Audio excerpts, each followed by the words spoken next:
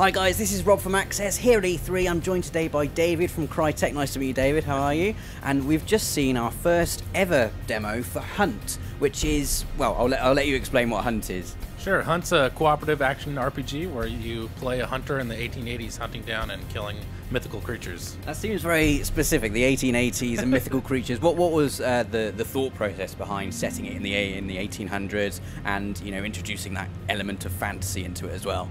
Yeah, I think really the time period's interesting in that there's a lot of cool technological advancement, but at the same time it's still kind of old world. So we imagine this world where there's guns and budding electricity and trains, but at the same time there might be monsters still lurking in the swamp, in the mountains, in various dark places of the earth. So it was a compelling time period to set it in. Sure, and this is a 4-player co-op as well. How's the co-op going to work? Do people choose like a preset class? Will there be any kind of customization involved? You know, how does the 4-player element work? Yeah, you have full control of your character. You can pick their look, their costume, the weapons they carry, all that kind of stuff. So there's not preset characters or anything like that. You basically build your own character within the world. And I guess you get like different types of weapons, range weapons, close-up weapons. You know, what does strategy play quite a big element in hunting down the creatures that you're after? Sure, absolutely. I mean, like I said, you customize the loadout, what kind of weapons you have, abilities, and that sort of thing, and that's where the RPG aspects come into play. So you mentioned the RPG aspects there. Is there going to be like how do you progress? Is it like a leveling up system? Do you unlock stuff? You know, how does that kind of work? Sure. No, anyway, I mean, we're not talking about progression mechanics, but yeah, I mean, what you could imagine an RPG, our own take on it, essentially. Cool. And in the demo we saw us fighting, like there was a kind of big fight, and then we kind of got to the boss at the end. Can you just give us like a brief example of how like a typical mission in Hunt would play out? Yeah, so there's actually a wide variety of missions. What we saw here today was a boss hunt, where at this point you've located the boss, and now you're going in to kill it. And it was Shaukamir, or Nightmare Witch, which is an actual legend from Louisiana Swamp that we played upon for the game. And that's a big theme in the game. We're trying to pull in myths and legends from around the world, and those are the types of things you're fighting.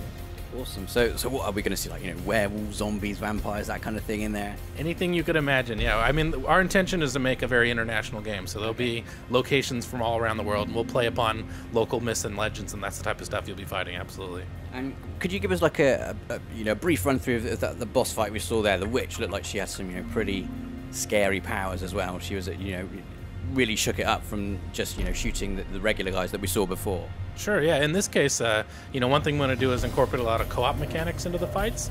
And in this fight, the witch actually pulls one of the players into her witch realm, and that player is the only one that can see her. So they're in the situation where they kind of have to shoot the witch, and every time they shoot her, she appears for everybody else for a brief moment.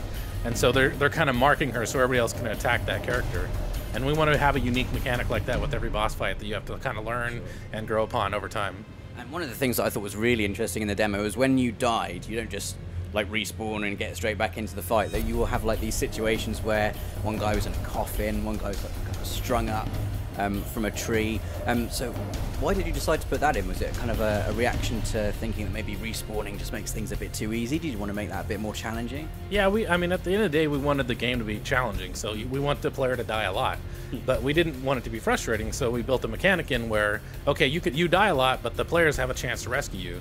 And then we thought it'd just be cool to have unique rescue situations, like, oh, I'm tied up in a tree, or they got me on a big giant saw blade, or I'm in a coffin, or something where they have to actually get to you, rescue you, and then you can continue on and fight with them. And I guess that makes dying also quite exciting as well, because we saw like an upside down view from the guy who was strung up. So I guess when you're in that kind of respawn position, there's like a built-in tension to that situation where you're thinking, oh god, are we just going to get wiped out here? Yeah. Is that kind of the thing you were going for there? Oh, absolutely. I mean, sitting inside a coffin, like staring through the little slit and trying to figure out what's going on, why people are fighting around you is really cool. You see creatures coming by, you see everything going on outside. But yeah, it's definitely a cool perspective. So you've been working on the game for a year so far. What kind of time do you reckon we're going to be getting our first hands-on with Hunt? We should be having hands-on pretty soon. I don't know exactly when, but definitely soon. But I think we're going for a closed beta in the fall. You can go to huntthegame.com and sign up, and so people get their first taste of the game there for sure.